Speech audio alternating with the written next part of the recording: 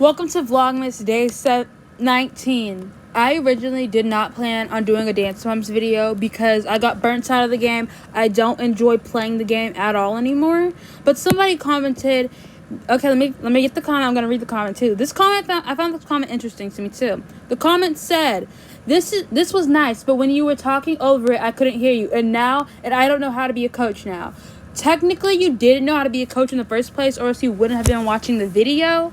So, it's not that if you already know how to be a coach, you wouldn't say, I don't know how to be a coach now. Because why would you watch the video then? Basically, there's also a whole entire playlist dedicated on how to be a coach. But it's kind of low-key outdated, considering I do not think this way now. I coached for a while. So, I'm going to go ahead and get a dance I had. Arcade, where's that? But basically, let me think. Tilt. Okay, so I basically going to tell you how to be a coach, or some basic tips. Experience. You can't teach experience. I'm sorry, I wish you could, but you can't. You cannot teach experience, and I feel like that's something so many people need to understand and realize. You can't teach experience. No matter, you have to actually get the experience for yourself. You have to be a dancer for a while. Right? Then you have to make your own routines as a dancer, and then start figuring out the groove of things. You meet all these different types of people. Also, don't limit yourself, honestly.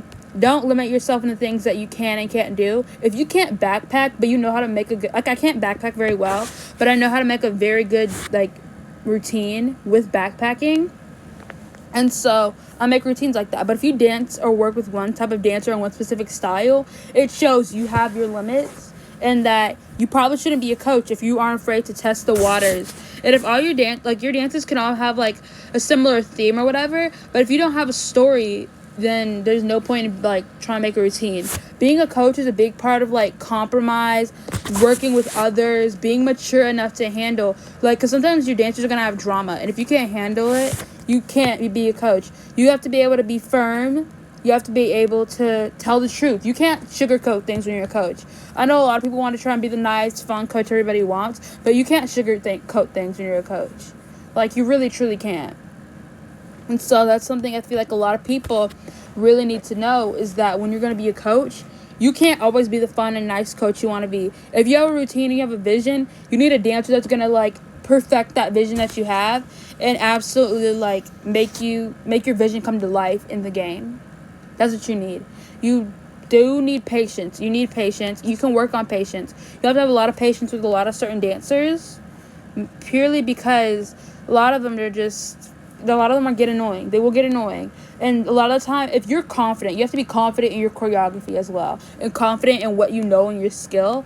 Or because there'll be a lot of dancers a lot of the times where they won't like something in routine, or they think it's too hard, or they genuinely think that they have better ideas or something.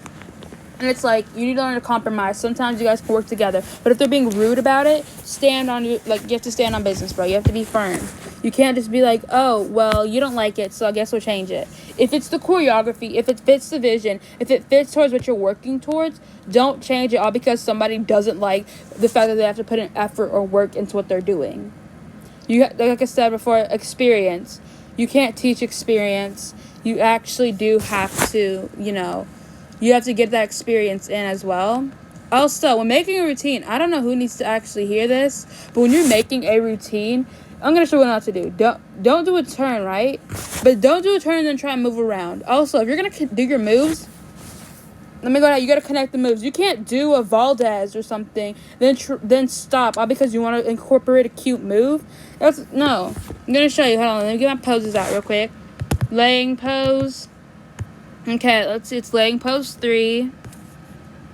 Then floor tilt. Your stuff has to connect. If it's not connecting, what's the point? Also, if you're able to do a combo, if a combo works for you in the style you're doing or whatever, use those combos. Don't be afraid to use the combos. Just because if they want a longer routine, it has to connect at the end of the day. Because if it doesn't connect and you're pausing, me personally, I hate it when I see people pausing. It's you can tell the move is supposed to connect, but it's not connecting the way it's supposed to. And it really does not look good at all. It does not look good. And It's just people, sometimes you don't need to be a coach if you can't take criticism, because other coaches will be like, you made that, and like you can be proud of the work, but at the same time you have to be able to take corrections. If somebody's telling, if a bunch of people are telling you this doesn't connect, you realize that, right, or whatever. Okay, I got a couple combos here. I think this is good. Let's say I do this laying pose, right? I'm gonna connect it to floor tilt. You can't see, what you can't do is, you can't, like, if you're gonna connect it, it has to be a little bit smooth. Of course sometimes things are gonna be rocky, but it has to be smooth. So you're gonna floor tilt, then lyrical combo 7. It's been so long since I played this game too, bro. It's like, okay, that was a kind of a bad connection. Let me try and find, I have a lot of dances too. Hotline, laying pose 3, floor 2. Oh, this is hotline I was doing, huh? A lot of things can, like, I have a solo I can do. But basically, depending on the thing you're doing, you need to be able to take corrections. You can't be sensitive. If people hurt your feelings, if you're going to give up or quit all because of one rude dancer, don't be a coach. I'm telling you right now, do not be a coach. If you're going to give up. Also, make a story for every dance. You can't get your dancer motivated. You can't just give your dancer moves and then say, do it like this. Give them a story. If they have a story, if you have a story for your dance and you give them that story and you're like, make this story come to life. You know, I'm going to give you a dance. I'm going to give you a costume. And I want you to try so hard because this story people could probably relate to. This is a story. You're like trying to tell a story with your dance. Without a story, your dance has absolutely no meaning. Whether people believe it or not, your dance has to have a story to have meaning. Or else you're just moving you're just moving the character. You're just moving the avatar. And that's like something that's bad, basically. You don't want to do that. You do not want to make a dance but have no story, and then your dancer's over here just doing a dance and they're pausing and all these things. It's like, how are you gonna have a sad dance with a bright pink costume? Because then people are gonna be confused about the message. This is just me, but I've always been fascinated with like stories and concepts in dance routines because I always thought it was just so interesting. It was, like, super intriguing to me as well. I was like, oh, okay, a story. I have a bunch of dance stories, too. It's, like, a bunch of processes and everything, like, I've done. Okay, let me just type real high real quick. But basically, if you don't know how to be a coach, that one video with Yellow, there's an entire playlist. And if you put, like, on your YouTube, if you put From Keri Vlogs and you're on mobile and you do that, they will show you other, like, Keri vlog, like, they'll show you things related to that. Because it's not just one video. And besides, it's like I said, being a coach, you can't just learn experience. You have to actually, experience it. You can't learn off of other people's experiences all the time. You have to make your own experiences. And there's a lot more things. It's like aura, every dance in aura, it's like people are good, right?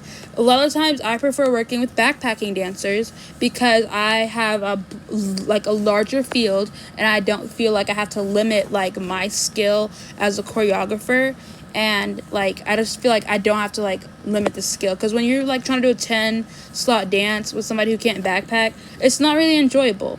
It's really not, because you have to find a song with no lyrics half the time, or else it's like 10 slot dance. It's so short, barely even 30 seconds. I'm not even joking. It's barely even 30 seconds a lot of the time. And so it gets boring, and it's like, nah. So it's not the best a lot of the time. But being a coach is honestly such a fun thing. It's all about experience. You have to experience things.